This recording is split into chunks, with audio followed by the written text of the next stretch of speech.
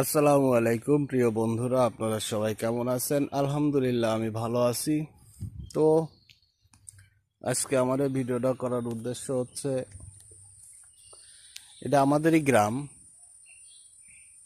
Location Khulna বিভাগ, বাগেরহাট জেলা, চিতলমারী থানা, কলাতলা ইউনিয়ন, ডাকঘর বাংলা বাজার, গ্রাম ডোবাতলা। আপনারা দেখতে পাচ্ছেন ক্যামেরার সামনে একটা গাছ আছে এবং এই সাইডে একটা মসজিদ আছে।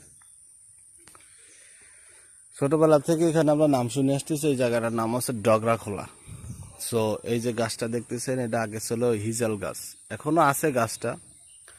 সাইডে আবার একটা শূন্যলতা গাছ এবং জোড় গাছ, যেটারে বলে গ্রাম বাংলায়। গাছটা ওটা সম্পূর্ণটাই ওটাই ধরে রাখছে। তো এই গাছটার গোড়া নিয়ে, গাছটা নিয়ে অনেক ইতিহাস আছে, যেটা আমার